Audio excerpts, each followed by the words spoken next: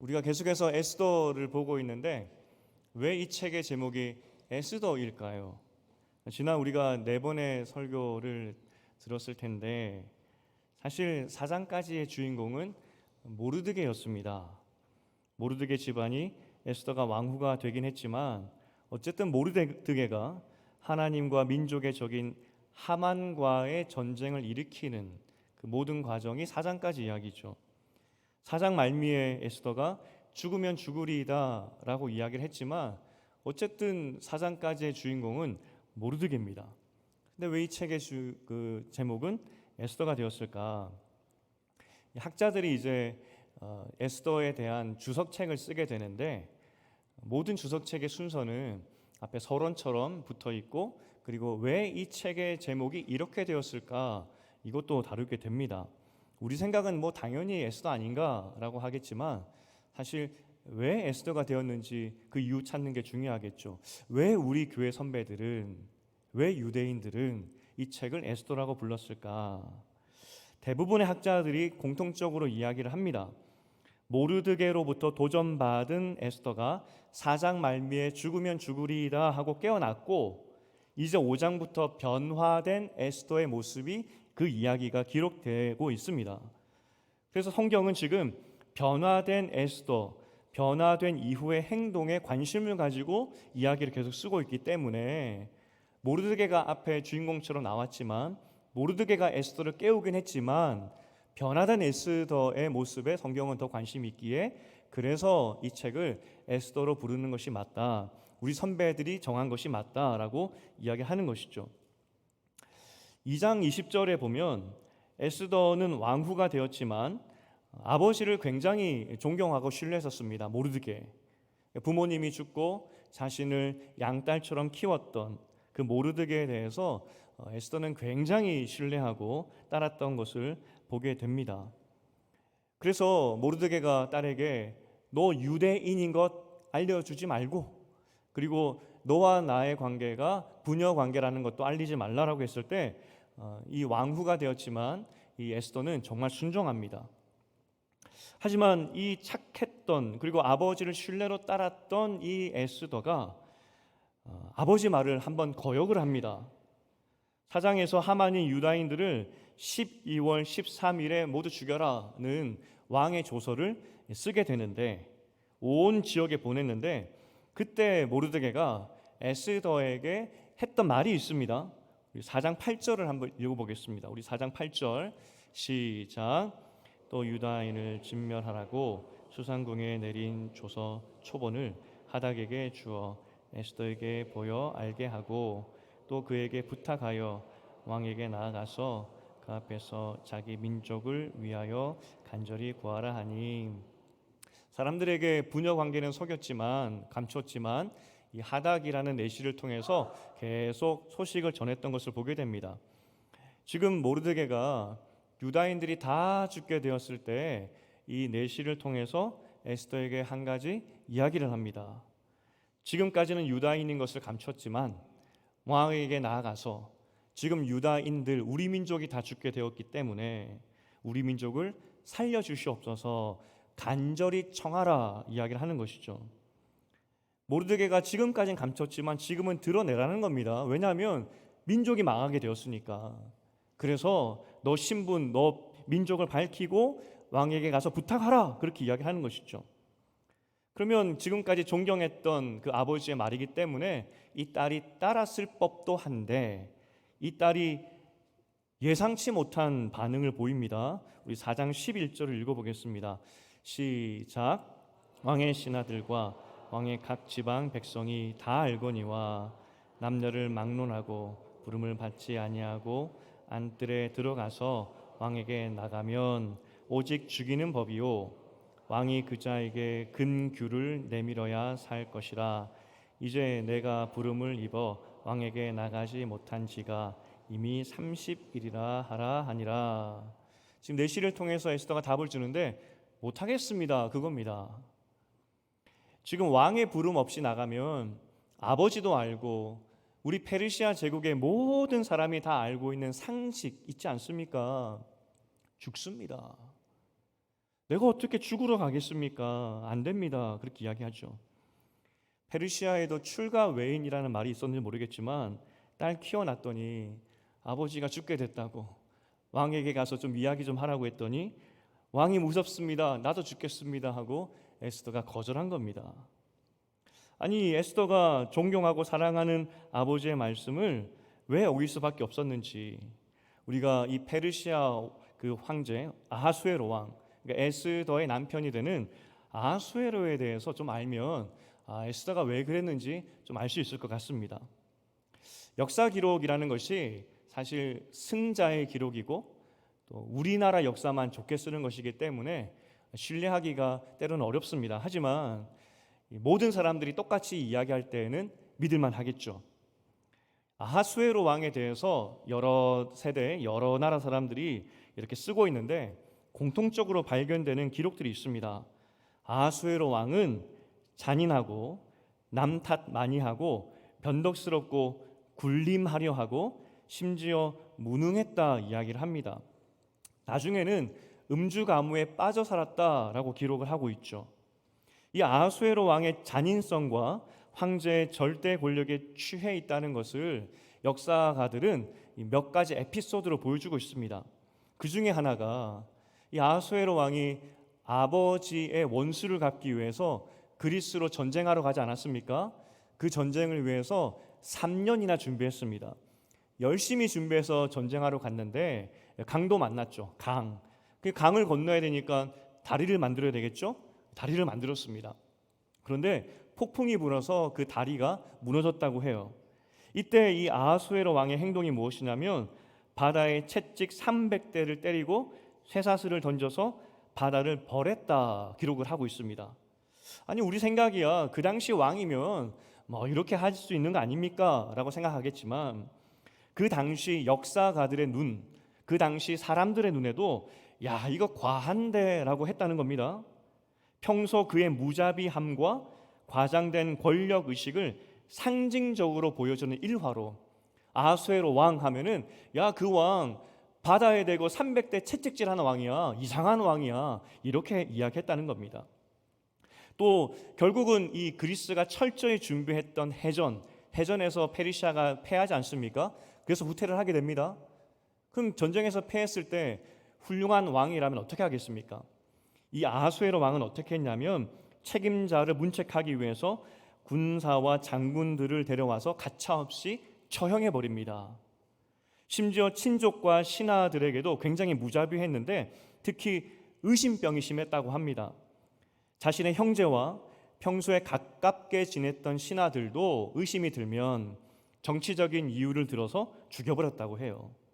매우 폭력적이었고 독재적이었고 가까운 사람에게도 굉장히 가혹한 인물이었습니다.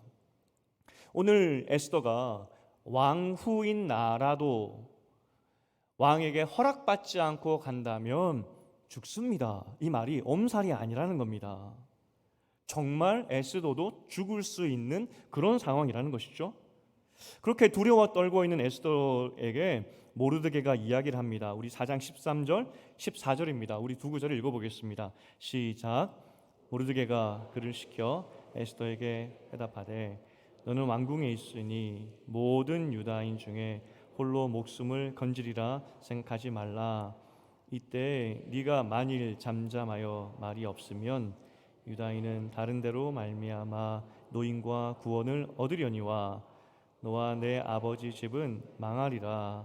내가 왕후의 자리를 얻은 것이 이때를 위함이 아닌지 누가 알겠느냐 하니, 사실 이 문장이, 이 두 구절이 에스더의 인생의 전환점을 가져다주는 그런 문장이었습니다. 하나님이 반드시 이스라엘 백성을 구원하실 것인데 모르드게는 확신했습니다. 하나님이 너를 왕후 삼은 것은 이때를 위함이라고. 정말 에스더는 이 도전 앞에서 그도 반응을 합니다. 내가 죽으면 죽으리이다. 왕에게 나가서 탄원하겠습니다. 이야기를 하죠. 3일의 금식 기간이 끝나고 에스더는 믿음으로 포악한 왕에게 갑니다. 놀랍게도 갑작스럽게 나타난 에스더를 이 왕이 받아줍니다. 왕이 조금만 늦었어도 호위 무사들이 왕후를 찔러 죽일 수도 있는 그런 상황이었죠. 하지만 왕이 왕후를 보는 순간 매우 사랑스러운 마음이 들어서 왕의 지팡이를 내밀어서 왕후를 죽지 않도록 보호해 줍니다. 그리고 나서 갑작스럽게 찾아온 에스더에게 아하수에로 왕이 한 말이 있는데 그게 5장 3절입니다. 우리 5장 3절을 읽어보겠습니다. 시작. 왕이 이르되 왕후 에스더여 그대의 소원이 무엇이며 요구가 무엇이냐 나라의 절반이라도 그대에게 주겠노라 하니 거기까지입니다. 그러니까 갑자기 왕후가 나타났는데 분명히 뭔가 요구하는 것이 있기 때문에 목숨 걸고 온 거 아니겠습니까? 이 상식적으로 그래서 왕이 묻습니다. 뭘 요구하느냐? 그런데 왕의 말에 조금 과장이 있는 것 같습니다. 나라의 절반이라도 주겠다. 그 당시 고대 근동의 왕들이 당신의 소원이 무엇이냐라고 하면서 이런 말을 간간히 썼다라고 하는데 오늘 본문뿐만 아니라 이후에 2번 더 나라의 절반이라도 주겠다 이야기를 합니다. 정말 아하수에로 왕은 에스더가 원한다면 나라의 절반이라도 줄 만큼 에스더의 소원을 다 들어주겠다는 그런 표현이라는 겁니다. 아하수에로 성격에 대해서 말씀드렸습니다. 변덕이 심하기 때문에 언제 바뀔지 모릅니다. 지금이야 에스더를 사랑스럽게 보지만 또 혹시나 의심병이 도져서 괜히 에스더를 미워할 수도 있는 것이죠. 언제 바뀔지 모릅니다. 그런데 이 왕이 나에게 호의를 베풀고 있습니다. 소원 다 말해보라고. 여러분이라면 이 기회 앞에서 어떻게 반응하시겠습니까? 뭐라고 말하겠습니까? 여러분이라면 에스더라면 생명 걸고 왕 앞에 나갔는데 왕이 이렇게 나에게 호의를 베푼다면 여러분은 뭐라고 말하겠습니까? 아마 이렇게 말하는 것이 정상 아니겠습니까? 사실은 내가 유대인인데 하만이 지금 왕의 도장을 가지고 조서를 찍어서 온 전국에 내린 조서의 내용이 유다인을 다 죽이라는 그런 내용이었습니다. 우리 민족을 살려주십시오. 그렇게 간청하는 그런 내용 아니겠습니까? 지금 한시가 급합니다. 왕의 마음을 돌려야 됩니다. 그렇게 말하는 것이 당연한 거 아니겠습니까? 그런데 에스더가 나라의 절반이라도 주겠다고 호의를 베푸는 그 변덕스러운 왕에게 뭘 이야기하냐면 내가 왕을 위해서 잔치를 베풀겠습니다. 그런데 그 잔치 자리에 하만 이 제국의 2인자를 같이 데려와 주십시오라고 이야기를 합니다.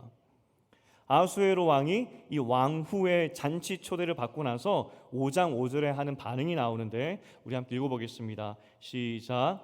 왕이 이르되 에스더가 말한 대로 하도록 하만을 급히 부르라 하고 이에 왕이 하만과 함께 에스더가 베푼 잔치에 가니라. 급히 하만을 부릅니다.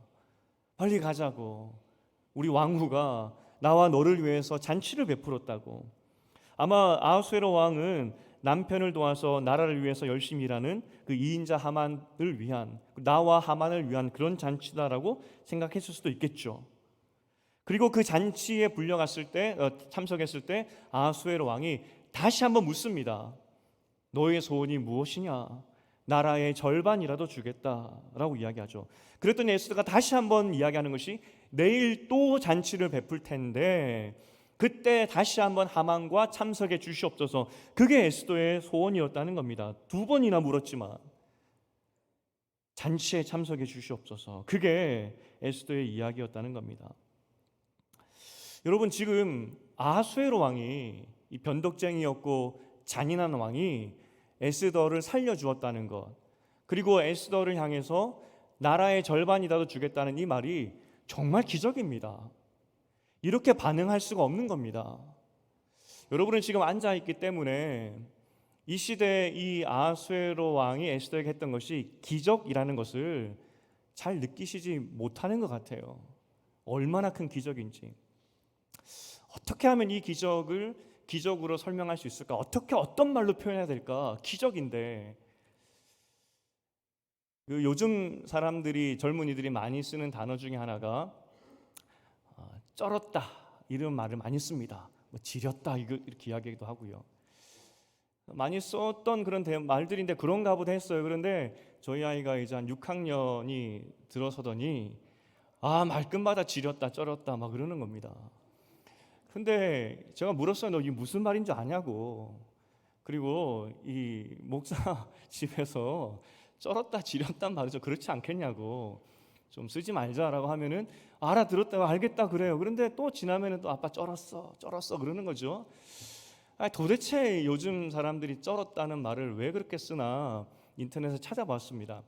아직 뭐 공식력 있는 국어 사전에 나온 건 아니지만 어떤 사람이 이렇게 설명했더라고요.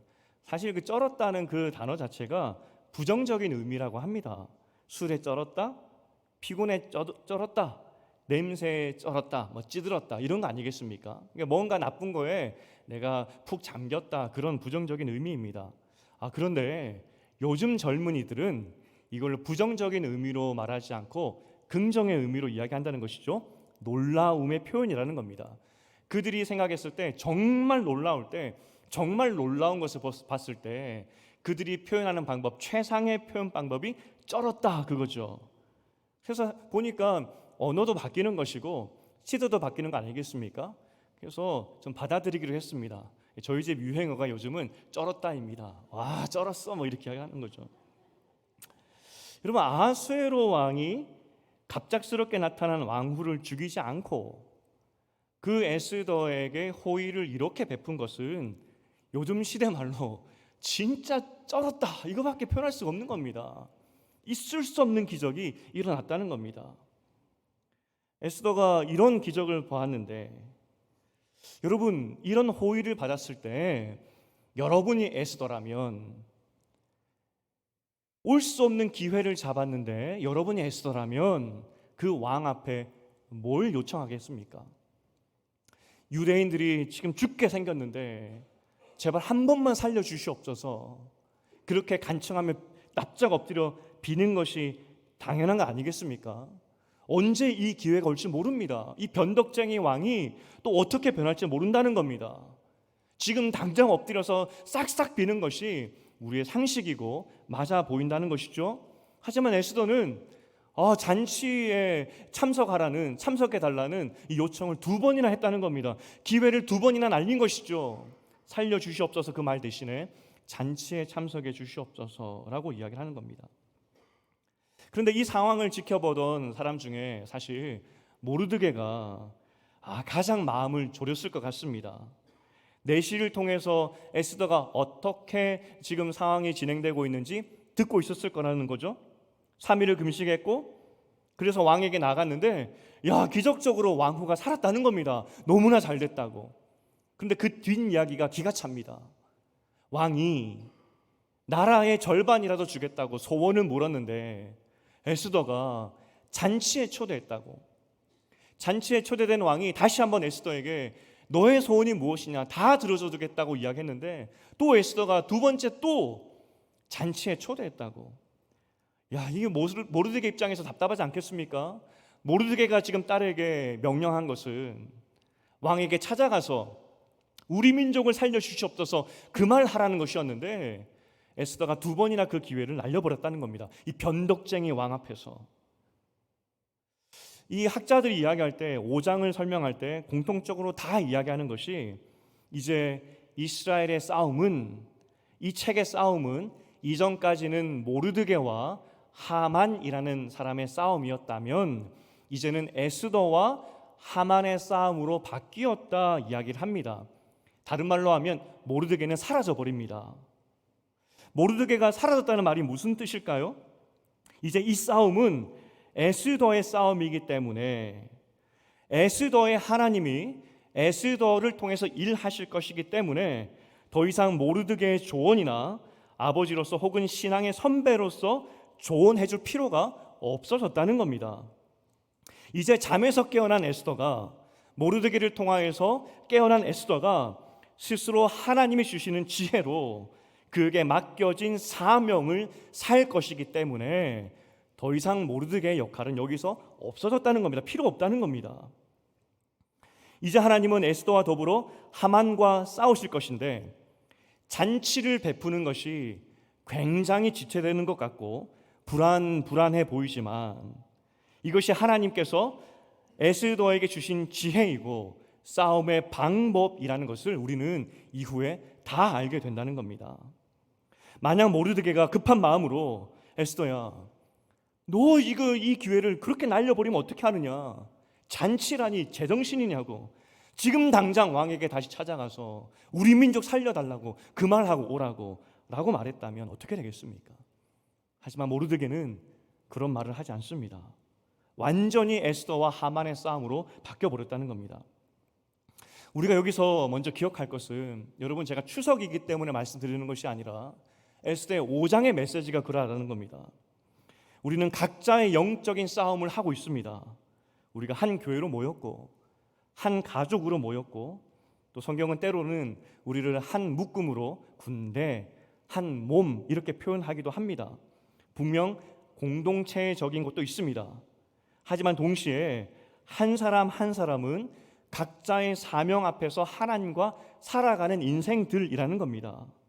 우리가 마지막 날에 하나님 앞에 심판대에 서게 될 것인데, 그날에 가족끼리, 교회끼리, 민족끼리 그렇게 서는 것이 아닙니다.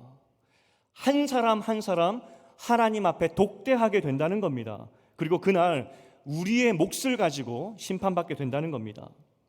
오늘 모르드게의 이야기를 통해서 에스더가 전면에 나서는 동안에 모르드게가 사라지는 이 상황을 보면서 우리가 알아야 될 것이 무엇이냐면, 에스더는 지금 자신의 싸움을 싸우기 시작했다는 겁니다. 하나님이 에스더를 왕후 삼은 것은 지금 이 일을 위함이었고, 에스더가 그것을 깨닫고 자신의 싸움을 하나님과 함께 싸우기 시작했다는 것입니다. 스스로 기도하고 스스로 길을 찾아서 하나님과 함께 사명 따라 살아가기 시작했다는 것입니다. 그렇다고 모르드게가 사라진 건 아니겠죠. 아마 기도했을 것입니다. 그리고 오늘 본문 우리가 읽었죠. 여전히 모르드게는 자신의 싸움을 하고 있었습니다. 나는 절대로 목에 칼이 들어와도 민족의 적, 하나님의 적, 저 하만에게는 절하지 않겠다고 자신의 싸움을 하고 있었던 것이 모르드게였습니다. 흩어진 유대인들도 마찬가지겠죠. 이후에 민족이 어떻게 될지 모르겠지만 옷을 찢었던, 하나님께 부르짖기 시작했던 유대인들이 각자의 삶의 영역에서 기도하면서 자신의 싸움을 했다는 것입니다. 오늘 본문에도 모르드게의 싸움이 있고, 또 에스더도 에스더의 싸움을 시작한 것이 5장의 내용이라는 겁니다. 그래서 첫 번째 교훈이 무엇이냐? 우리가 아무리 누군가를 대신해 주고 싶어도 영적인 삶, 영적인 싸움, 영적인 짐까지 대신 져줄 수 없습니다. 대신 지겠다고 하면서 이런저런 조언을 하는 순간 오히려 그 사람의 영적인 싸움을 방해할 수 있다는 겁니다. 오늘 여러분 부모님들께, 특별히 다음 세대를 키우고 있는 부모님들께 먼저 도전드리고 싶습니다. 모르드게가 딸에게 수많은 조언을 해주고 싶었을 것입니다. 왕의 성격 알지 않냐고, 너 지금 인생의 기회인데 무슨 잔치냐고. 하지만 모르드게는 하나님께 맡기고 에스더에게 맡겨버립니다. 그에게는 권리가 있었습니다. 말 잘 듣는 딸이었고 자신을 존경하는 딸이었습니다. 하지만 이 순간 하나님께 맡깁니다. 권리를 포기하고, 정확히는 하나님께 그 권리를 드리는 것이죠. 내가 하나님 앞에 섰을 때 누구도 나를 대신해 줄 수 없듯이 자녀들도 하나님 앞에 섰을 때 여러분이 대신해 줄 수 없습니다.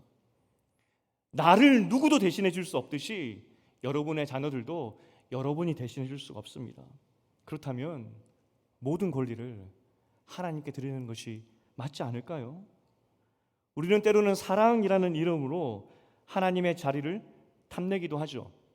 하지만 그것은 하나님과 자녀의 삶입니다. 오늘의 모르드게의 침묵은 그래서 값진 겁니다. 나에게 권리가 있지만 진짜 권리를 가지신 하나님께 자신의 딸의 삶을 맡겨드리는 것, 하나님께 드리는 것, 겸손이죠. 난비하다라는 그 단어에 대해서 한번 말씀드린 적이 있습니다. 어지럽게 이리저리 날아다니면서 여러 가지 쓰레기들 같은 것이 날아다니면서 수많은 것들 때문에 갈피를 잡지 못하게 하는 그 난비, 기상 용어로 난비 현상이라고 있는데, 비가 하늘에서 주룩주룩 내려야 되는데 비바람이 치면서 이 비가 어디에서 치는지 모르는 그냥 사방에서 비가 몰아칠 때 그때 난비 현상입니다. 여러분, 이 시대를 난비의 시대라고 이야기를 합니다. 어느 시대보다 똑똑한 시대죠. 하지만 그러하기 때문에 이 시대의 화두는, 세상의 화두는, 이 우리가 살아가는 이 세상의 화두는 마음 지킴입니다. 무슨 말이냐? 세상이 너무 똑똑해서 난비하듯이 너무 많은 똑똑한 소리들이 많아서 마음을 지킬 수가 없다는 겁니다. 요란하다는 것이죠. 사실 성경이야말로 마음을 지키게 하는 전문 서적입니다. 하나님께 마음을 두라. 교회야말로 마음을 지키게 하는 가장 전문적인 곳입니다. 하나님께 마음을 두십시오. 그런데 여러분의 마음은 어디 있습니까? 혹시 이런저런 마음 때문에, 생각들 때문에, 지식들 때문에 낭비하고 있지 않은지, 혹은 여러분의 지식과 경험과 여러분이 가진 것들로 다음 세대들에게 또 다른 낭비의 것들을 주고 있지 않은지, 다음 세대를 보면 마음 지키는 것이 어렵다고 교회뿐만 아니라 세상이 말하고 있습니다. 이것이 옳다, 이 길로 가야 된다라는 지식들이 너무나 많다는 겁니다. 몰라서 안 하는 것이 아니라 너무 많아서 마음을 갈피를 잡지 못하는 것이 이 시대다라고 이야기를 합니다. 에스더의 마음도 그러하지 않았겠습니까? 얼마나 두려웠겠습니까? 근데 왕이 기적적으로 자신을 살려주었습니다. 근데 그 왕이 뜻하지 않게 소원을 물어봅니다. 얼마나 많은 생각을 했겠습니까? 저 왕이 언제든지 마음을 돌이킬 수 있는데. 하지만 그 많은 세상 가운데, 생각들 가운데 하나님께 마음 두고 하나님께 기도하면서 에스더는 하나씩 하나씩 선택하며 가게 됩니다. 그때 모르드게는 모든 주권을 하나님께 드리고 기도하며 침묵했다는 겁니다. 에스더가 하나님과 함께 기도하며 선택한 것은 잔치를 2번 여는 것이었습니다. 모르드게 입장에서, 그것을 지켜보고 있는 또 다른 유다인들의 입장에서 지금 한시가 급한데 왜 저러나 싶었을 것입니다. 그런데 그것이 사는 길이었습니다. 오늘 믿음의 부모 되시고 선배 되신 분들에게 그래서 도전드립니다. 에스더가 스스로 하나님을 찾고 하나님이 주신 지혜로 자신의 사명을 살기 시작했다는 겁니다. 이처럼 내 바람, 내가 바라는 그러한 모습이 아니라 하나님과 함께 스스로 하나님의 길을 가도록, 하나님의 사명을 살도록 우리는 우리의 권리를 내려놓고 자녀의 삶들을 하나님께 맡겨야 된다는 겁니다. 우리가 추석 때 가족들을 만나고 또 이런저런 걱정들 때문에 여러 가지 대화들이 있을 겁니다. 기억할 것은 여러분이 자녀를 걱정하는 것보다 하나님이 여러분의 자녀를 걱정하는 그 걱정이 더 큽니다. 우리 하나님은 여러분뿐만 아니라 여러분의 자녀를 사랑하셔서 자신의 독생자의 아들까지 주신 분이십니다. 여러분이 아무리 죽도록 노력해도 하나님의 사랑을 따라잡을 수가 없습니다. 어떻게 하나님보다 우리 자녀를 더 사랑할 수가 있겠습니까? 제가 청년 사역을 오래 했습니다. 추석 명절 전에 항상 하는 설교의 내용 중에 하나가 있습니다. 갔다 오면 마음이 무너져서 옵니다. 청년들이. 제가 부탁을 합니다. 마음 잘 지키라고. 부모님이 여러분을 사랑하셔서 그렇게 표현한 것이니 마음 잘 지키고 돌아오라고 이야기를 저는 했었습니다. 오늘 우리에게 필요한 것은 모르드게의 마음입니다. 다음 세대가 기가 막힌 시대를 살아가고 있습니다. 여러분의 시대도 험악했지만 다음 시대가 살아가는 그 시대는 앞길을 보이지 않는 그런 난비의 시대이고 더 험악한 시대라고 사람들이 이야기를 합니다.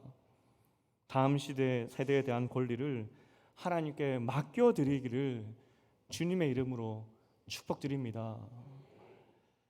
내가 대신 살아줄 수 없다고요. 오늘 이제 눈을 뜬 에스더 옆에는 모든 권리를 하나님께 맡겨드렸던 모르드게가 있었습니다. 지금 에스더와 하만의 싸움이라고 이야기했지 않습니까? 에스더에게는 모든 주권을 하나님께 맡겼던 아버지가 있었다면 하만에게는 그의 아내 세레스가 있었습니다. 이 세레스의 역할은 완전히 또 다른 역할이었습니다. 오늘 하만이 가슴을 치며 이야기하는 것이 내가 모든 권력을 차지했다고, 왕이 왕후에게 가는데 나만 불렀다고, 자식도 많이 낳았고 재물도 많이 쌓았고 제국의 2인자가 되어서 나 이제 더 이상 소원이 없다고, 너무나 좋은데 딱 한 가지, 저 모르드게만 내 눈앞에 사라진다면 소원이 없겠다고 이야기하는 것이죠. 그때 그의 아내 세레스를 비롯해서 친구들이 이야기를 합니다. 지금 높은 장대를 만들어서 내일 왕에게 가서 왕에게, 왕이여 저 모르드게 죽여야 됩니다 라고 말하라고. 당신은 지금 제국의 2인자이고 왕과 왕후의 전폭적인 신뢰를 받고 있기 때문에 내일 반드시 모르드게를 죽일 수 있을 것이라고 하며 장대를 만들라고 이야기를 하죠. 2인자의 요청인데 들어줄 거라고 이야기를 합니다. 부축이죠. 그런데 여러분, 아내의 말대로 만들었던 그 장대에 꽂혀서 하만이 죽게 된다는 겁니다. 아내의 조언대로 만들었던 그 장대 위에 실상 알고 보니까 아내가 남편이 죽을 묘지를 판 것과 다름없었다는 겁니다. 성경 해석학에서 이런 말이 있습니다. 가장 중요한 성경 해석학에서 성경은 성경으로 해석해야 된다. 성경 말씀은 언제나 성경 말씀으로 해석해야 된다. 오늘 이 하만의 아내를 보면서 성경의 한 인물이 떠오르게 됩니다. 이세벨이죠. 구약 성경에서 이스라엘 백성의 역사에서 가장 악했던 시대가 이세벨 여왕의 시대 때입니다. 그의 남편은 아합이었고, 얼마나 악했던지 요한계시록에도 하나님의 적 이야기했을 때 이 상징적으로 이세벨 여왕 같은 사람이다라고 이야기하는 것이죠. 그만큼 악했다는 겁니다. 그런 악한 시대였기 때문에 이스라엘 역사상 가장 사역이 활발했던 엘리야와 엘리사를 하나님은 그 시대에 보내주셨습니다. 이때 어떤 한 에피소드가 있었냐면, 아합 왕이 나봇이라는 사람이 가진 포도밭을 보고 반하게 됩니다. 가지고 싶다. 그래서 나봇을 부릅니다. 그래도 아합 왕은 양심이 있었어요. 뺏지 않고 내가 돈을 잘 쳐줄 테니 나한테 팔아라 라고 이야기를 하죠. 그때 나봇이라는 사람의 반응이 나오는데 열왕기상 21장 3절입니다. 우리 21장 3절을 읽어보겠습니다. 시작. 나봇이 아합에게 말하되 내 조상의 유산을 왕에게 주기를 여호와께서 금하실지로다 하니, 나봇이 신앙을 고백합니다. 나봇 말이 맞습니다. 하나님이 나한테, 우리 조상에게 선물로 주신 것이기 때문에 팔 수 없습니다 라고 이야기를 하죠. 아합이 이 말을 듣고 집에 돌아가서 밥도 안 먹고 끙끙 앓습니다.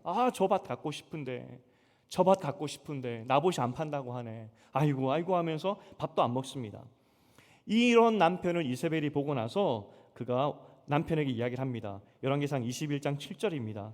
우리 함께 7절 시작.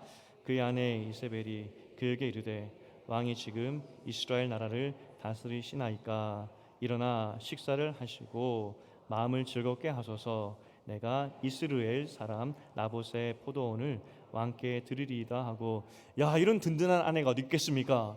남편이 가지고 싶다고 하니까 내가 갖다 주겠다는 겁니다. 그리고 하는 말이, 당신은 이스라엘의 왕인데 그깟 포도밭 때문에 밥도 안 먹고 있습니까? 내가 가져다 주겠습니다. 그 표현입니다. 이 이세벨이 어떤 일을 하느냐, 이 나봇이 사는 동네의 장로들과 높은 사람 귀족들에게 편지 한 통 씁니다. 그 편지의 내용이 뭐냐면, 불량배를 섭외하여서 불량배들로 하여금 나봇이 하나님과 왕을 저주했다고 거짓 고발하게 만들고, 그렇게 고발받으면 당신들은 나봇을 돌로 던져서 죽여라, 그렇게 이야기하는 것이죠. 동네 장로들과 귀족들은 이세벨의 말을 따릅니다. 왜냐하면 그때 악한 왕이었고 절대적인 왕이었기 때문에 무서워서 그렇게 합니다. 그리고 정말 불쌍하게도 나봇이 돌에 맞아 죽어버립니다. 그리고 나서 이 나봇이 죽자 아합 왕은 그 동네로 내려가서 나봇의 포도밭을 자기 것으로 만들어 버리죠. 이때 하나님께서 이 사건을 보시고 하나님의 선지자 엘리야를 보내십니다. 그리고 보내시고 한 말씀이 있는데 열왕기상 21장 21절 23절을 읽어보겠습니다. 시작.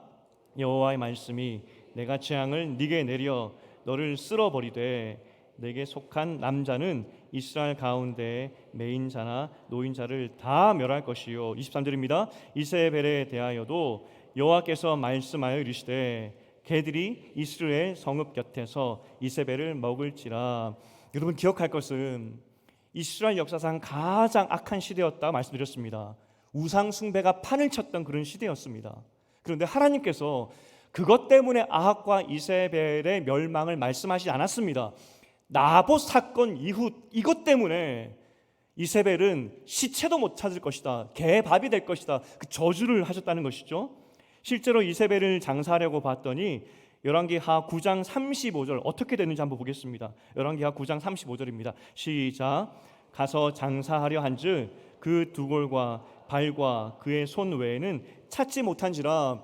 이세벨의 시체를 찾으러 갔더니 개들이 다 먹어버리고 이것밖에 남지 않았다는 겁니다.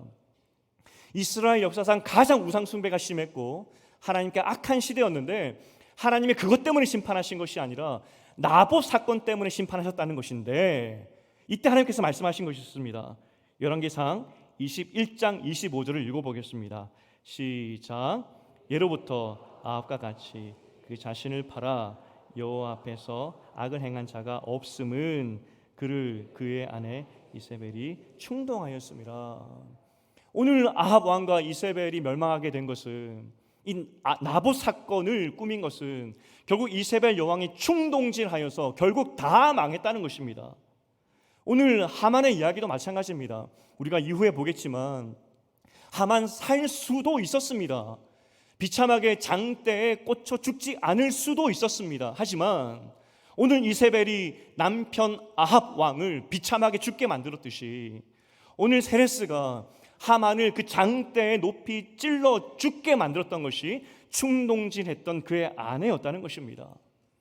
오늘 에스더와 하만이 싸움이 났습니다. 하나님의 세력과 악의 세력이 싸움이 붙었습니다. 그런데 에스더 옆에는 모든 권리를 하나님께 맡겼던 모르드게가 있었습니다. 할 수 있었지만 이제 하나님과 더불어 너의 사명을 살라고 응원하는 모르드게가 있었습니다. 하지만 하만 옆에는 그를 충동질하는 세레스가 있었습니다. 결국 그 충동질 때문에 죽었다는 것입니다. 여러분은 여러분의 다음 세대 그리고 여러분의 가정 안에서 세레스입니까? 모르드게입니까? 어떤 삶을 살고 계십니까? 우리가 자녀 사랑하지 않는 부모가 어디 있겠습니까? 자녀를 사랑하는 마음으로 하는 조언과 권리를 내려놓는 것, 이것을 구별하기가 참 어렵죠. 어디까지가 하나님 마음으로 하는 조언인지, 어디서부터가 내 욕심인지 내 바람인지 이걸 구별하기가 참 어렵다는 겁니다. 제가 청년 사역도 오래 했지만 이민 목회를 하면서 한국 교회보다 훨씬 고령화된 교회를 섬겼습니다. 그래서 60, 70대 분들의 그 이야기를 많이 들었고요. 미국은 또 땅이 크니까 제가 2년 넘게 섬겼던 성경 공부 하나가 한 45분 정도 운전해서 가야 하는 곳에 은퇴 권사님들을 위한 성경 공부가 있었습니다. 제가 그분들은 열심히 너무 특심이 있어서 여름 휴가 한 2-3주 빼고는 방학도 없이 성경 공부를 했었어요. 비가 오나 눈이 오나 매주 가서 제가 은퇴 권사님들 모시고 그렇게 성경 공부를 그렇게 2년 넘게 했었습니다. 이분들의 마음을, 자녀들에 대한 마음을 그때 많이 느꼈죠. 제가 특별히 한국에 돌아오게 되었을 때 교회 장로님, 은퇴 장로님과 함께 식사를 했던 적이 있었습니다. 제가 섬겼던 교회는 오래된 이민교회였고 그래서 미국에서 정착을 잘 하시고 나름 성공하신 분들이 많으셨습니다. 특별히 교수님도 계셨고 또 의사 선생님도 많으셨습니다. 그 식사 대접해 주셨던 분도 존경받는 의사 선생님으로 은퇴하셨고 자녀들도 미국에서 잘 정착하셨던 그런 분입니다. 정말 이제 마지막 식사니까 저도 그분을 존경하는 마음으로 또 축복하는 마음으로 장로님, 그래도 장로님 그 어려운 시기에 그 60년대에 미국에서 오셔서 그래도 성공하시고 자녀들도 잘 되니 참 복받은 것 같습니다 라고 정말 진심으로 제가 그렇게 말씀드렸습니다. 그랬더니 장로님께서 말씀하신 것이 잘 모르겠다고, 자녀를 위해서 미국에 남기로 결정한 것은 맞는데 그 결정이 옳았는지 틀렸는지 잘 모르겠다고. 이게 솔직한 부모들의 마음 아니겠습니까? 우리가 최선을 다해서 무언가를 하지만 잘 모르겠다고. 일부 예배 때 찬양대가 내일 일은 난 몰라요 그 찬양을 불러주셨습니다. 내일 일은 난 몰라요, 장래일도 몰라요, 하루하루 살아요.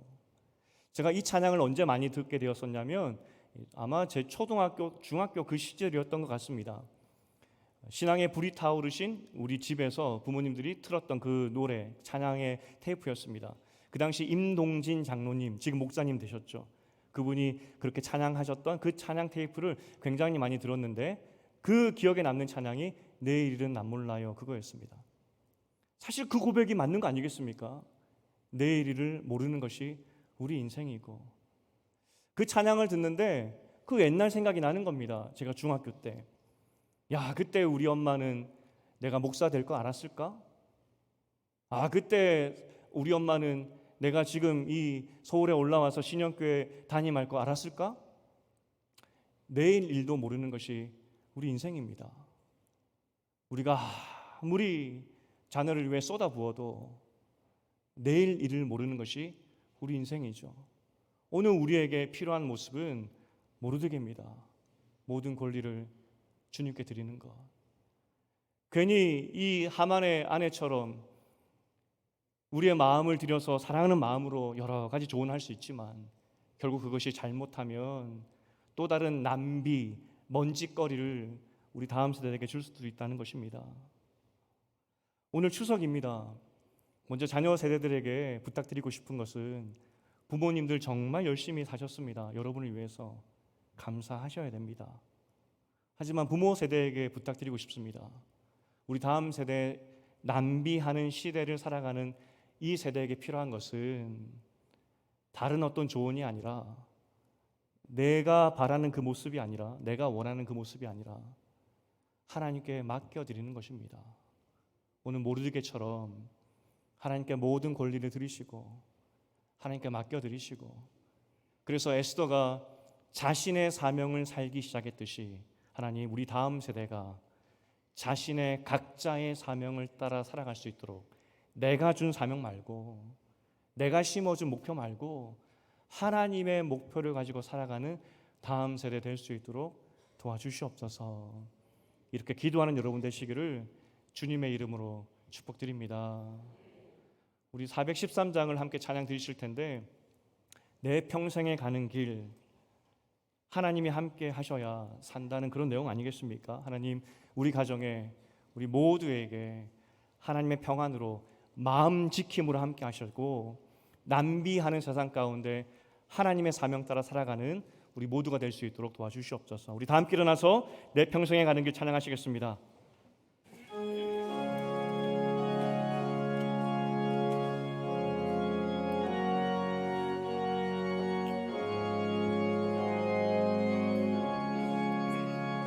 내 평생에 가는 길 순탄하여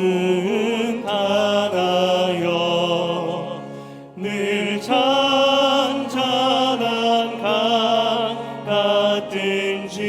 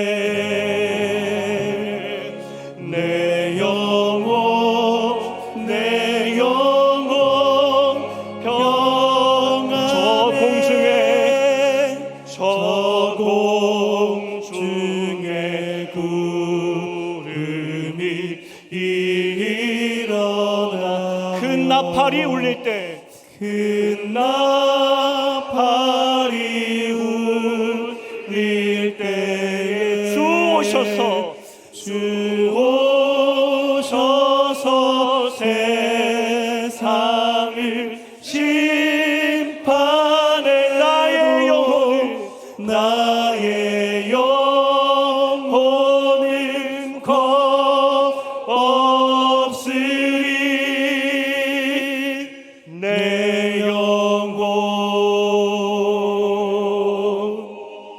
평안해 내 영혼 내 영혼 내 영혼 내 영혼 평안해 내 영혼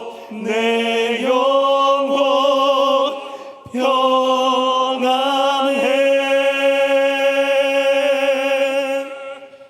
우리 인생에서 우리 마음을 평안하게 해줄 수 있는 분은 하나님뿐입니다. 우리가 어떻게 우리 마음과 우리 자녀와 다음 세대 마음에 평안을 줄 수 있겠습니까? 참 평안은 하나님뿐입니다. 그리고 하나님과 함께 있어야, 하나님 따라 사명을 살아가야 저 악한 세상과도 싸워 이겨서, 그래서 그날의 심판날에 하나님께 칭찬받는 우리와 다음 세대 되는 거 아니겠습니까?